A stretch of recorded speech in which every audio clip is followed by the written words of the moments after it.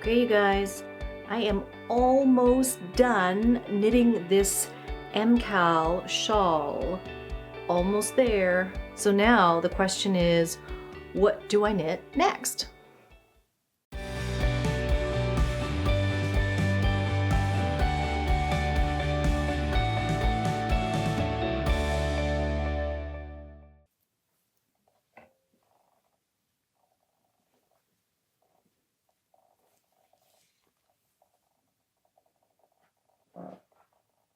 Hi there, welcome. Thank you guys so much for being here today. I'm Felicia from SweetGeorgia, and this is my little podcast, little vlog where I talk about knitting and yarn and SweetGeorgia and all those kinds of things. I come here every Friday to talk about that. And this week, I want to talk about what to make after I finish this. So this is the Kal shawl that we did for SweetGeorgia. I believe Clue 5 is already done. Many people are already done. Tabitha said it was okay for us to post spoiler pictures after October 9th. So this is my spoiler pic of what the Kal shawl looks like.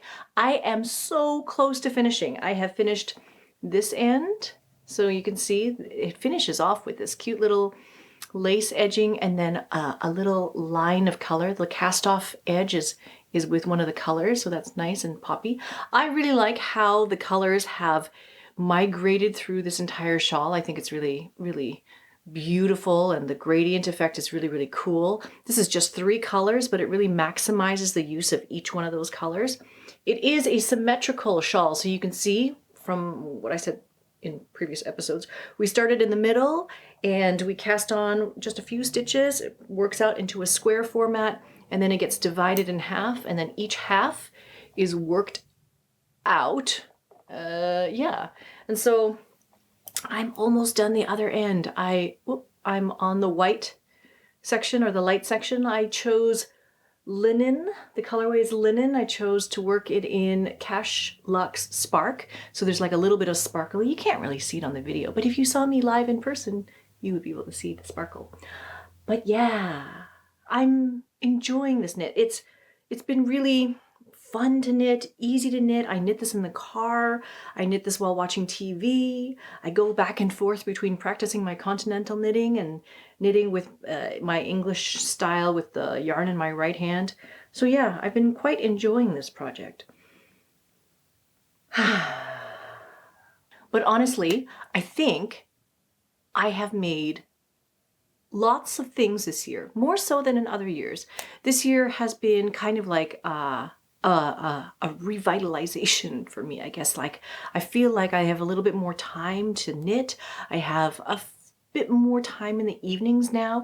And so this past year I have, looking back, I've knit 5 sweaters. I knit this one first in January, and then I knit 2 yoke sweaters for myself, and then I knit 2 yoke sweaters for the kids. The kids' sweaters are smaller than regular full-size sweaters, but still, that's 5 sweaters. And those sweaters are pretty like meaty projects, because they're projects that require a lot of thinking beforehand, a lot of planning. You know, I'm picking colors. Some of them are color work kind of projects, so I have to make color combinations, and I find that I think about my projects a lot. I overthink things. I overthink things a lot.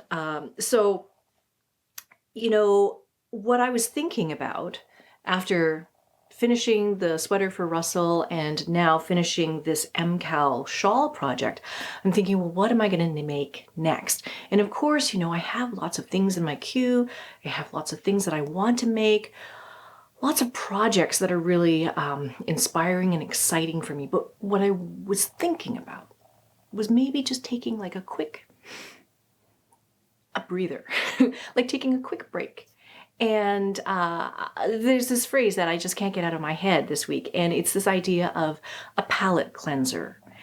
And that sounds like kind of gross, but it's not. It is Basically, if you go to a fancy restaurant, you know, have a nice, wonderful meal with lots of different flavors. Sometimes the food is extremely heavy. It's very flavorful, you know, from maybe the appetizer to the entree, or maybe there's multiple like meat type dishes. Sometimes these restaurants will serve a little palate cleanser, or it's just like a tiny little thing that's 2 bites, 1 bite, 2 bites, and it's served in between these very heavy, flavorful, intense, rich dishes. And it's designed to basically clear your senses so that you can enjoy the next thing that's coming up. So, you know, sometimes it's like a little bit of fruit made into a sorbet. Sometimes it's like limoncello, grapefruit, something that's very revitalizing, very sparkling, very cleansing. I guess there's no other word for it. So that's what I've been thinking about with all of these knitting projects, because I've been going from kind of an intense sweater project to another intense sweater project to another intense sweater project. And so now, you know, we've come off of Knit City, we've come off of School of SweetGeorgia launch. There's time to just rest. And so for this October, what I was thinking about was just making something light, simple, one skein, just for fun. So one of the things that I have been holding on to for some time now is this wonderful skein of Mulberry. I love this color. This is one of our core collection colors, and I've just always loved this color. I've saved this in so many different ways. I have this in a DK, I have it in fingering weight, I have it in bulletproof sock. All this color pervades my stash. It's just everywhere. But I haven't actually made anything out of it because I'm just too worried about how it's going to turn out. Again, I overthink everything. So I have this one skein of worsted that I've been holding on to forever. So I thought I would just make a really simple hat. So I'm using the pattern from Jody. This one here. So Jody Brown from the Grocery Girls, she designed this hat, and the pattern launched at Knit City last week. And it's just a very, very simple hat pattern. So it's made out of worsted weight. She used our superwash worsted, which I'm going to use here as well. And it's just got a tiny little bit of a cable pattern that's easy to memorize. I like easy to memorize. I don't like looking at charts. I don't like having to look at written instructions. I just want to know how to do it and then just do it. So I'm excited about this. The one that she knit this is in silver. I'm going to use Mulberry, and I've just cast on the beginning. It's 88 stitches around. No, 84 stitches around. And in a previous video, I talked about how I went through all of my knitting needles and I organized and I sorted all my needles and destashed a whole bunch of needles. I destashed all my hat needles. So all my needles that are about 16 inches long, I got rid of all of them. I mean, they were all made of bamboo, and I don't like knitting with bamboo needles, so it's fine that I got rid of them. But now I'm knitting the hat with magic loop. So I just started this. I know I should finish the shawl first, but I was just too excited. I just wanted to start this. So in any case, I'm knitting this hat pattern, hopefully be done in a couple of days, and then it should make everything feel more ready for the next big project. But as I was thinking about knitting this particular hat pattern, I thought, you know, like worsted weight, you could do all sorts of things with it. Like there's that other skein, this one here, that I love. This is the chocolate chili color. I've shown this a couple of times because I like it so much, but again, can't decide what to do with it. So maybe doing something like holding two ends of this together to make a worsted weight and then knitting that into the hat pattern, that could also work. Holding together this one, doubled, plus a strand of silk mist for a little bit of mohair fuzziness, that could also be really interesting. There's lots of things that you could do with a pattern like this, even if it's super simple and it's just a hat pattern. So again, I overthink. So yeah, that's one of the things that I'm doing to sort of clear the decks and, you know, kind of hit the reset button to get ready for the next sweater project. I do want to make a yoke sweater for myself. And so it's just a matter of figuring out which pattern that's going to be because there's so many nice ones. There's really so many nice ones. I like the Humulus by Isabel Kramer. That one has been popping up in my head. Obviously, Jennifer Steingast has many, many designs that are wonderful. Caitlin Hunter, she has that Zweig sweater that I made. She has so many other yoke sweater kind of projects. And then, of course, Tin Can Knits has all of their Strange Brew patterns that just came out recently as well. So there's so many things to choose from. It's really, really hard to prioritize and there's only so much time to make things. So in any case, I'm deciding on the next sweater project.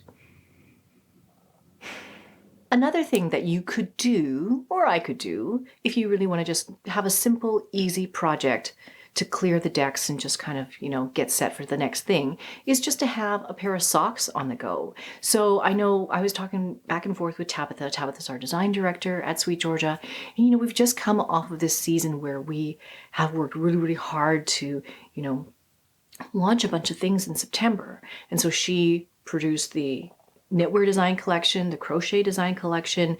We are right now finalizing holiday collection stuff. This has just been like a lot of stuff. So she also wanted a chance to kind of like calm down, take a breather, have a rest before holiday really, really gets going. November is going to be, again, probably busy and hectic and getting ready for the holidays. So October is kind of like this little sliver of a breathing space. So she decided that we could do Socktober. So the last 2.5 weeks of October, we're going to do a sock knitting knit-along, Socktober, sock knit-along. And so basically starting October 12th, if you want to join us, you can find us in our Ravelry group, which is SweetGeorgia. And you can just cast on for a pair of socks and knit with us. I tend to just knit straight stockinette socks. I like it. It's easy. I knit it in the car. I knit it while watching TV. I knit it while watching movies. And yeah, that's a fun way to work with color and variegated color and see how that all turns out. Knit a pair of socks from a sock blank. Where you can see all the rules in our Ravelry group. And Deborah, who is our group moderator, she is in there every day, answering comments and helping organize all of this knit along, all the threads and everything like that. But there's a whole bunch of rules and there's ways to get more points and everything like that as we do the draw. So if you want to join us there to knit a pair of socks, we can start October 12th. You'll find us in the Ravelry group there. I'm trying to think what I would knit. I mean, I have a bunch of hand spun as well that I could probably knit a pair of socks with. I probably should. There's so many things to make. Speaking of so many things to make, I've been talking about this mohair blanket project like forever. And so I went to the studio and I dyed all that mohair and I finally started to wind it all into balls of mohair again.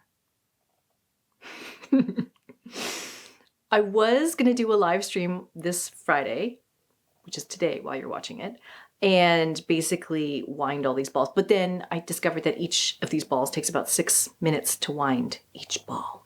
And there's so many balls. And I thought nobody's going to want to watch me wind yarn for literally an hour.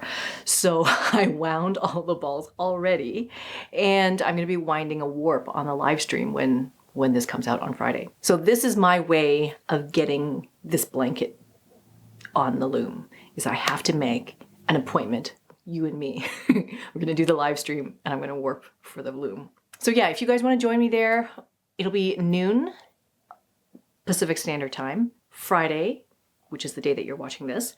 And yeah, you can join me in the attic and we're gonna do a live stream there. So I'm interested to hear what you guys do in between big projects. Do you just go from big project to big project, or do you scatter in a few small, tiny little projects in between?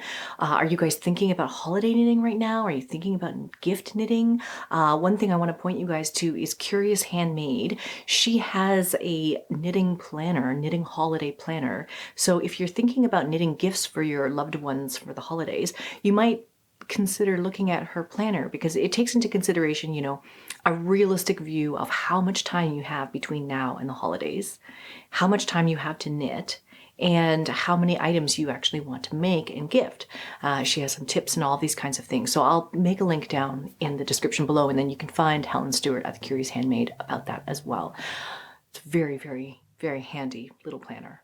So that is it for this week. This is a really light, easy, taking a quick rest, taking a quick break kind of video, and just share with me, you know, what you guys are making right now, if you're doing any holiday knitting, and what you guys are up to. So if you like this episode, please hit the like button, and if you want to see more videos like this, please hit subscribe, and you'll be notified when new videos like this go live.